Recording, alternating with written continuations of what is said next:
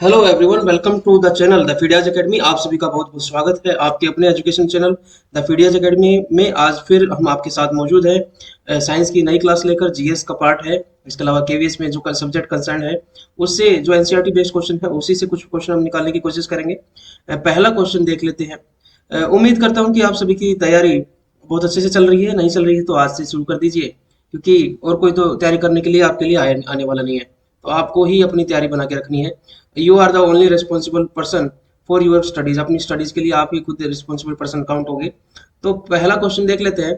Which of the following does not belong to the family of the solar system. इनमें से कौन सा सौर मंडल के परिवार से संबंधित नहीं है। सौर मंडल क्या होता है? सन और उसके जो सैटेलाइट है और जो सैटेलाइट्स के मून है वो सारे मिलके बनाते हैं सौर मंडल।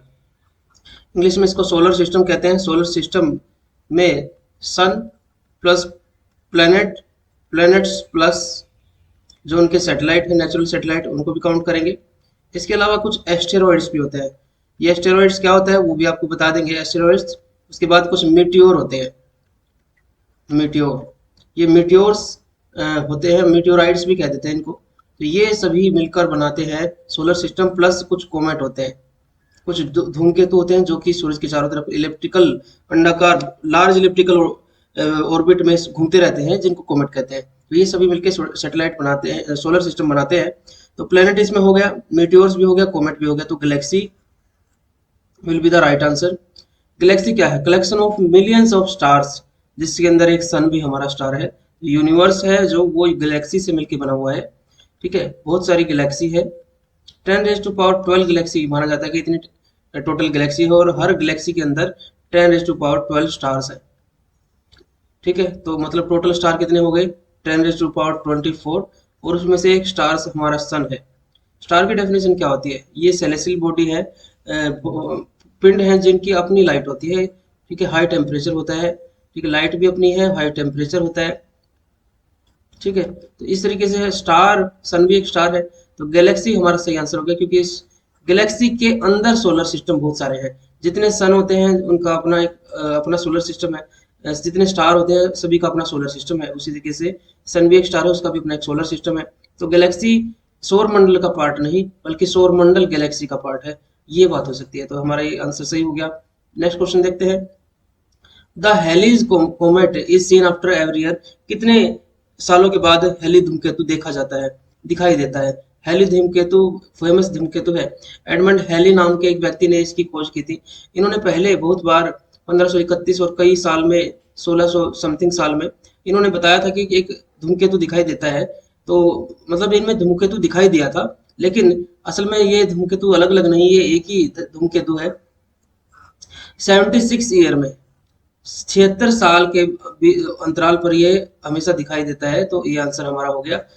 ये धूमकेतु सन के चारों तरफ ऑर्बिट में एक बहुत इलेप्टिकल ऑर्बिट में चक्कर लगाता है। और जब ये धूमकेतु की एक खास बात होती है कि जब ये सन के पास जाते हैं तो इनका जो इनकी गैसेज हैं वो पीछे की तरफ चली जाती हैं, क्योंकि सोलर फ्लेयर्स जो होते हैं, सोलर तूफान जो होते हैं, वो उसको पीछे की तरफ ले जाते हैं। तो इसका आगे का हिस्सा बहुत चमकीला हो जाता है और पीछे का फ्लेयर काफी लंबी पूंछ बना देता है। तो ये कोमेट की खास निशानी है। नेक्स्ट क्वेश्चन पे बढ़ते हैं। Ursa Major is what. Ursa Major क्या है? एक तारा है क्या? एक स्टार है, या एक कॉन्स्टलेशन है, या नक्षत्र है? जिसको तारामंडल भी कहा जाता है।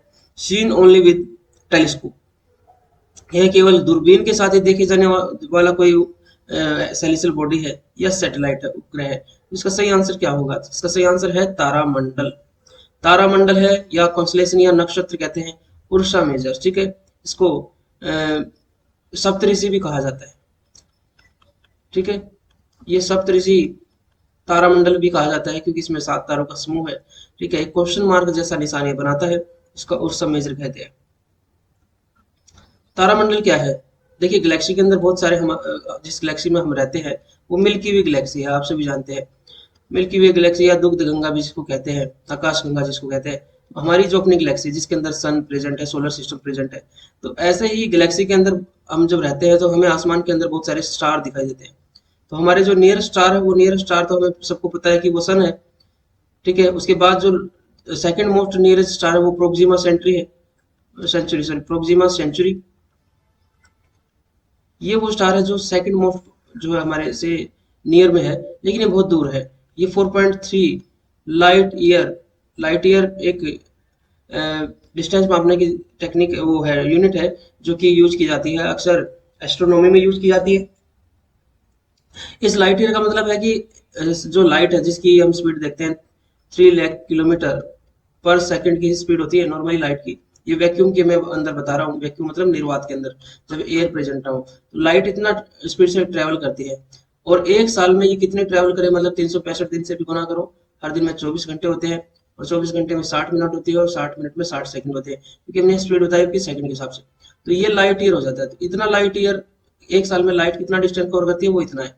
और अगर 4.3 लाइट ईयर का मतलब है जितना डिस्टेंस वो 4.3 ईयर्स में ट्रेवल करेगी, तो मतलब प्रोक्सिमा सेंचुरी 4.3 लाइट ईयर दूर है पृथ्वी से। मतलब हमें वो जो अभी से प्रोक्सिमा सेंचुरी, अगर हम आज उसको तारे को देखें या हमें वो दिखाई दे रहा है आसमान में, लेकिन वो असल में आज का तारा नहीं है, वो 4.3 वर्ष पूर्व कैसा दिखाई देता था हमें वो दिखाई दे रहा है, क्योंकि लाइट को इतना टाइम लग रहा है यहाँ हम तक पहुंचने में। तो ये हो गया सबसे नियरेस्ट तारा। तो अब क्या होता है आसमान में जब हम देखते हैं कुछ इस तरह के पैटर्न जो इस स्लाइड के बैकग्राउंड में दिखाई दे रहे हैं, इस तरीके से बहुत सारे तारे आपस में कुछ कॉम्बिनेशन सा बनाते हुए दिखाई देते हैं। ठीक है, तो इस तरीके से हम देखते हैं तो हमें लगता है कोई शेप, जैसे किसी एनिमल को कॉपी करते हैं ना, एनिमल का स्केच करते हैं, उस तरीके का कुछ शेप दिखाई देता है। तो उस इस तरीके की जो कॉन्फ़िगरेशन होती है, जो समूह होता है तारों का, उसको कहते हैं कॉन्स्टेलेशन या नक्षत्र या तारामंडल। और उर्सा मेजर भी उसमें से एक ही है। ठीक है, सही आंसर हमारा हो गया B. Next question, which planet has the largest number of satellite? कौन से प्लेनेट के लार्जेस्ट नंबर ऑफ सैटेलाइट है? ये थोड़ा सा कंफ्यूजिंग तो हो सकता है, लेकिन कंफ्यूजन फिलहाल हालांकि इतना नहीं है। बृहस्पति और शनि के बीच में कंपटीशन रहता है कि किसके ज्यादा सैटेलाइट है। तो शनि की सबसे ज्यादा सैटेलाइट है। मैं आपको फिगर नहीं बताऊंगा क्योंकि फिगर हर साल और हर बहुत सारे महीनों में बदलती रहती है, लेकिन ये प्लस है कि 82 के आसपास जो है लास्ट फिगर जो थी वो ये थी, शनि की थी, और 79 के आसपास बृहस्पति की थी। तो दूसरे नंबर पर सबसे ज्यादा उपग्रह किसके हैं? वो बृहस्पति के हैं। एक प्लेनेट जो होता है उस प्लेनेट के चारों तरफ जो सेलेसियल बॉडी एक फिक्स ऑर्बिट में चक्कर लगाते हैं, उसको प्लेनेट के चारों तरफ चक्कर लगाने वाले जो पिंड है उनको कहते हैं उपग्रह या सैटेलाइट। ये नेचुरली डेवलप्ड है, इसलिए इसको नेचुरल सैटेलाइट कहते हैं। अगर अर्थ की बात करें तो हमारी पृथ्वी जो है उसका भी अपना एक सैटेलाइट है, केवल एक ही सैटेलाइट है, जिसे हमने नाम दिया है मून, चंद्रमा। ठीक है, बढ़ते हैं नेक्स्ट क्वेश्चन पे। Which unit is used to measure astronomical distances?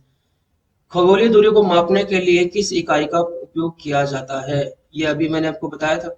ठीक है, लीप ईयर, लाइट ईयर या सेंचुरी या साउंड ईयर।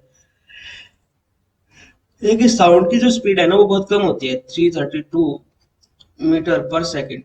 ठीक है, ये 332 मीटर प्रति सेकंड की स्पीड अगर आप चलेंगे तो इससे तो डिस्टेंस से कवर होगा नहीं, क्योंकि आप देखेंगे यूनिवर्स तो मिलियंस बिलियंस किलोमीटर को कवर करना है। तो मैंने एक नई यूनिट बनाई जिसका नाम है, नहीं लीप ईयर नहीं, इसका नाम है लाइट ईयर।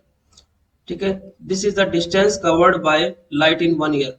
अभी मैंने आपको बताया था distance covered by light in 1 year.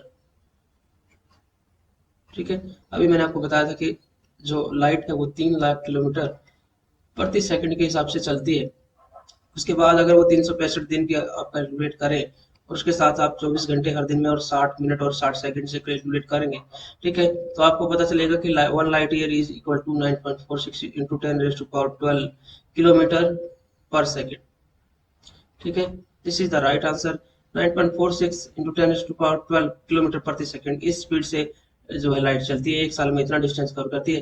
तो 1 लाइट ईयर अगर बात करेंगे तो इसका मतलब इतना डिस्टेंस कवर कर लिया है। ठीक है, दिस इज इसका ये होना चाहिए, आपको डाटा याद होना चाहिए। Star forming a recognisable shape is called as what? Stars forming, पहचान योग्य आकार बनाने वाले तारों को क्या कहा जाता है? तारे इकट्ठे कोई ऐसा फिगर बनाया आसमान के अंदर तो उसको क्या कहा जाता है? Constellation, system, Galaxy, asteroid. इसका सही आंसर होगा नक्षत्र या तारामंडल। अभी मैंने आपको बताया था। ठीक है, तारामंडल में भी 2-3 एग्जांपल है, वो क्वेश्चन में आपको आ जाएंगे। कॉन्स्टेलेशन आपको ये याद रखना है। फिर सिस्टम ये भी नहीं है, गैलेक्सी भी नहीं है और एस्टेरॉइड्स भी नहीं है। तो हमारा आंसर तो आपको मिल ही चुका है। Which star is nearest to earth? पृथ्वी के सबसे नजदीक कौन सा तारा है? ध्रुव तारा, ओरियन, कैसियोपिया या सन। तो पोल स्टार तो देखिए एक स्टार नहीं है असल में, this is not star, this is Venus. ध्रुव तारा जो है वो वीनस को कहा जाता है। ठीक है, तो वीनस से नॉर्थ पोल पे आपको दिखाई देता है रोजाना सुबह आपको देखते हैं। भोर का तारा भी इसको कहा जाता है, मॉर्निंग या इवनिंग स्टार भी कहा जाता है। तो ये तो हमारा आंसर कट गया क्योंकि this is not a true star. ऐसा इसलिए है कि वीनस जो है सबसे ब्राइटेस्ट है। ठीक है, और साथ ही साथ सबसे हॉटेस्ट भी है। ठीक है, तो हमें सबसे ज्यादा चमकता हुआ दिखाई देता है, तो इसलिए हम इसको तारा समझ लेते हैं। उसके बाद ओरियन जो है, दिस इज ए कॉन्स्टलेशन, ये एक असल में कॉन्स्टलेशन है यानी कि तारा है। इसको भी नहीं बताएंगे, कैसियोपेया भी नहीं है। सन इज द नियरेस्ट स्टार, आप सभी को पता है सन सबसे पास में है। सन से और अर्थ के बीच की जो डिस्टेंस है उसे एक एस्ट्रोनॉमिकल यूनिट कहते हैं। ठीक है, वन एस्ट्रोनॉमिकल यूनिट या the distance between sun and earth is called as one astronomical unit. और इसको अगर आप फिगर में देखना चाहते हैं तो 1.49 into 10 raise to power 11 metre इतना टोटल आ जाएगा। ठीक है, तो अर्थ और सन के बीच में कितना डिस्टेंस है, इतना है। अगर इसको सेकंड में कन्वर्ट करेंगे तो 8.3 मिनट सॉरी डिस्टेंस, यानी कि लाइट को आने में इतना टाइम लगता है, इसलिए इसको इसमें भी कन्वर्ट कर सकते हैं। तो ये हो गया। और आपने देखा था कि दूसरा सेकंड नियरेस्ट आपको बताया गया वो प्रोक्सिमा सेंचुरी।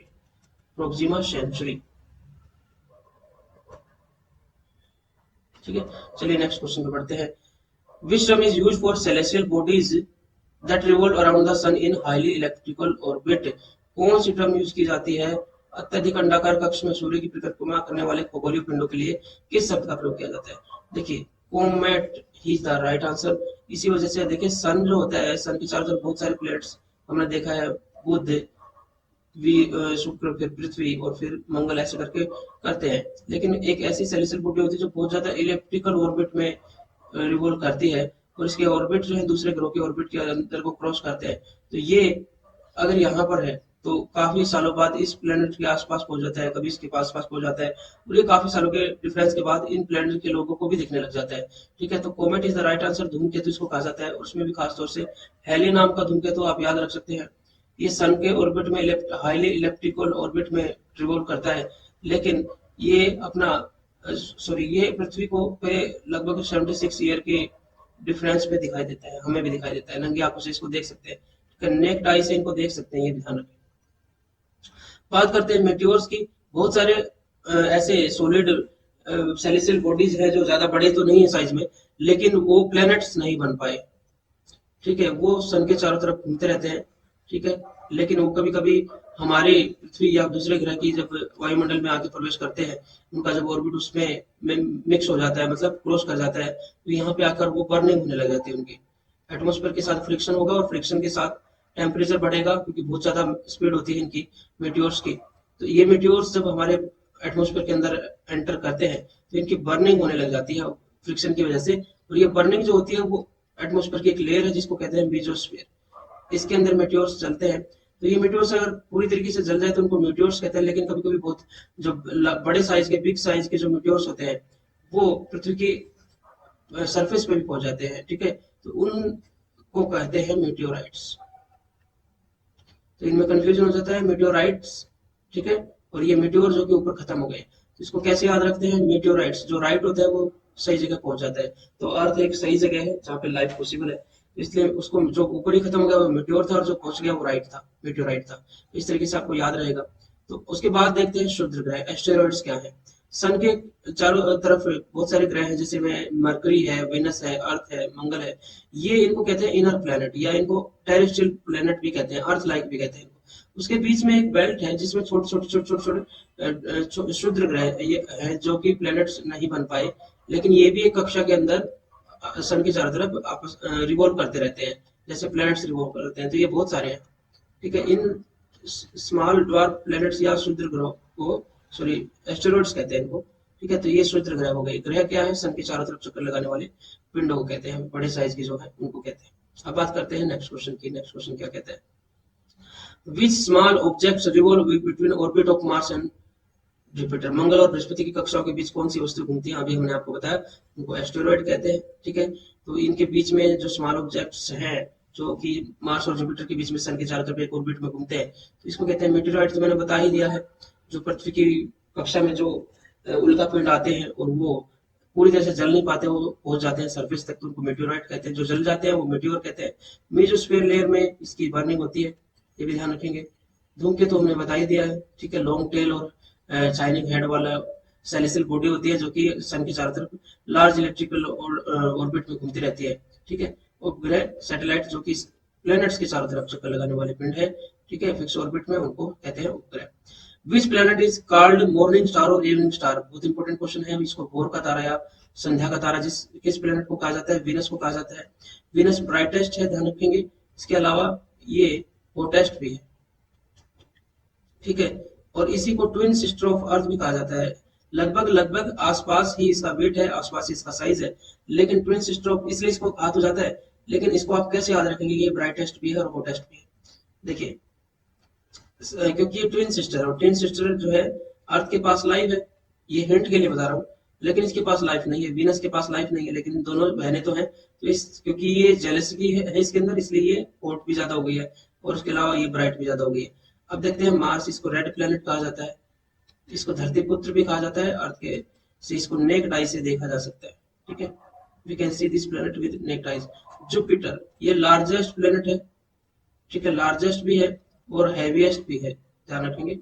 हैवीएस्ट भी है, मतलब सारे प्लैनेट्स जितने भी हैं उन सभी प्लैनेट्स को मास जोड़ दे तो जुपिटर अकेला उनके बराबर पड़ जाता है। और खास तौर से ये गैसियस भी है, ठीक है। मरकरी, मरकरी बुध को कहते हैं। इससे दो क्वेश्चन बनते हैं। सबसे पहला क्वेश्चन तो ये है कि बुध जो है वो नियरेस्ट टू द सन है, और साथ ही साथ ये स्मॉलेस्ट भी है साइज के अंदर, ठीक है। तो इसको कैसे याद रखेंगे? सन है, हालांकि उसके बहुत सारे पुत्र हैं, ऐसे याद रख लीजिए। तो सबसे छोटा है वो, आपने देखा है माँ बाप उसको बहुत केयर करते हैं, बिल्कुल पास में रखते हैं, अपने पास ही सुलाते हैं। तो ये सबसे छोटा है, इसलिए सबसे पास में भी है मरकरी, बुध। चलिए आगे बढ़ते हैं। Our galaxy is known as what? हमारी गैलेक्सी जो आकाश गंगा को किस रूप में जाना जाता है? उसको मिल्की वे के रूप में जाना जाता है, ना कि सूर्य आकाश गंगा, पृथ्वी आकाश गंगा, कुछ नहीं। आकाश गंगा के ही नाम से असल में उसको जाना जाता है, ठीक है। मिल्की वे कॉन्स्टलेशन नहीं है, ठीक है। इस आकाश हमारे इसी के अंदर सन है, ध्यान रखेंगे। लेकिन सन जो है वो इसके सेंटर में नहीं, एक साइड में है, थोड़ा सा यहाँ सेंटर में नहीं है, थोड़ा सा साइड में है, और बहुत सारे तारे इसके अंदर और भी है। हमें सन बड़ा क्यों दिखा जाता है? क्योंकि हमारा नियरेस्ट यही है, ठीक है। ये तारे भी उतनी ही गर्मी फेंकते हुए हो सकते हैं, लेकिन ये हमसे बहुत दूर है, इसलिए हमें इनकी हीट फील नहीं होती, इनके सौरमंडल के ग्रहों को फील होगी। विच of the following is not a planet? इनमें से कौन सा एक ग्रह नहीं है? बुध, शनि, बृहस्पति, ठीक है, ग्रेट बियर। कौन सा एक ग्रह नहीं है? देखिए, मरकरी भी है, सैटर्न भी है, जुपिटर भी है। सैटर्न जो है वो सबसे लीस्ट डेंस है, ध्यान रखना, सबसे कम डेंसिटी वाला है। कि माना जाता है इसको अगर पानी के अंदर रखते हैं, अर्थ के अंदर, पानी जो समुद्र के अंदर रखते हैं, तो ये तैरने लग जाएगा, ठीक है। अकेला, सॉरी अकेला तो नहीं है, इसके चारों तरफ एक रिंग भी है, इस तरीके से आपको दिखाई देता है, ठीक है। तो ये सेकंड लार्जेस्ट है, ध्यान रखेंगे, ठीक है। तो हमारा सही आंसर हो गया ग्रेट बियर। एक वो नहीं है, सारे के सारे प्लेनेट है लेकिन ग्रेट बियर नहीं है, असल में ये तारामंडल है, नक्षत्र है, कॉन्स्टलेशन है। आगे बढ़ते हैं।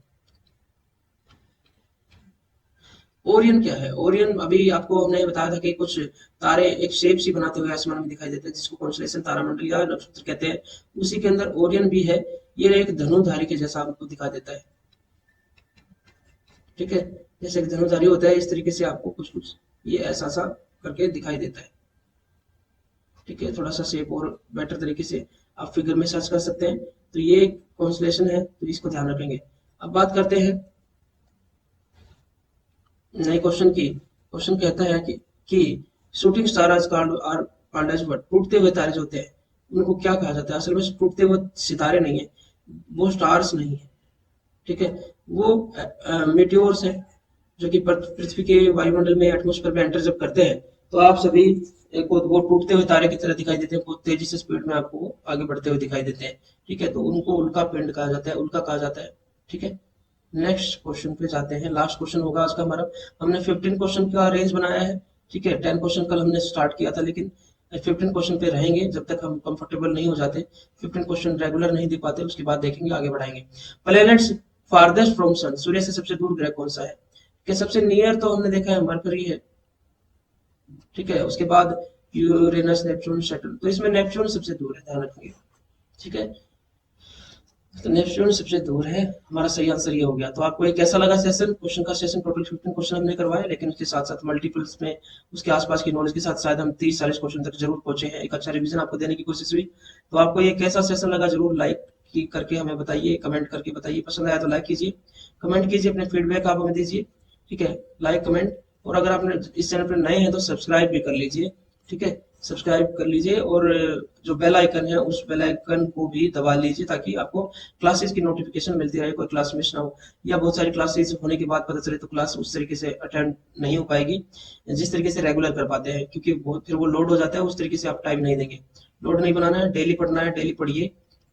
ठीक है, और इसका एक चीज आपको कहना चाहूंगा, बहुत सारे बच्चों को मैंने शायद डिस्कशन में बोलता भी रहता हूँ, क्या हम सभी धरती पे जन्म लेते हैं, हमारा एक बर्थ टाइम होता है। ठीक है, उस बर्थ टाइम्स के बाद हमें पता है कि हमारी डेथ भी होनी होती है। तो ये पहले से लिखा हुआ है कि जिसका जन्म हुआ है उसकी डेथ भी होगी। लेकिन बीच की जो डेस्टिनी होती है, वो डेस्टिनी हम यहाँ से यहाँ के बीच में, फिर उसके यहाँ से यहाँ के बीच में हमारे साथ क्या होगा, हम क्या अचीव करेंगे, हमारी किस्मत कैसी होगी, वो हम डिसाइड करते हैं। तो इस पड़ाव से इस पड़ाव के बीच में हम अपने एफर्ट से, अपनी मेहनत से डिसाइड करते हैं कि आगे हमें क्या मिलने वाला है। लेकिन अगर इसको हमने इग्नोर कर दिया तो इससे कोई बड़ी बात नहीं, आपको आगे भी ऑप्शन दिया हुआ है। तो आप मेहनत कीजिए, आपकी किस्मत आपके हाथों में होगी।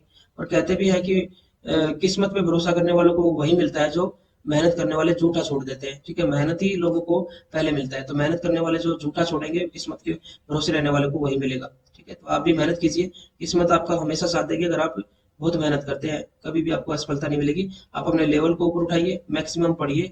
यही सोचिए कि जो आप ज्यादा से ज्यादा पढ़ने वाला है वो कितना पढ़ रहा होगा, और इससे आपको पता चलेगा कि आप कितना पढ़ रहे हैं। तो ज्यादा से ज्यादा पढ़ने की कोशिश कीजिए, अच्छी डाइट रखिए, रोजाना मेडिटेशन कीजिए, ज्यादा सोचिए मत। ठीक है, आपकी जो सारी जिस भी एग्जाम की तैयारी कर रहे हैं, आपको सफलता मिलेगी। तो आपका दिन शुभ हो, अच्छी मेहनत कीजिए। कोई डाउट हो तो पूछ सकते हैं। साथ ही साथ अगर आप टेलीग्राम चैनल से नहीं जुड़े हुए हैं तो टेलीग्राम चैनल का लिंक आपको डिस्क्रिप्शन में मिल जाएगा। तो टेलीग्राम चैनल को भी आप ज्वाइन कर सकते हैं, जहां पर आपको नोट्स और पीडीएफ वगैरह जो प्रोवाइड की जाती है, और इसके अलावा क्विज भी उसमें होते हैं। जय हिंद, जय भारत, खुश रहिए, सबका दिन शुभ हो।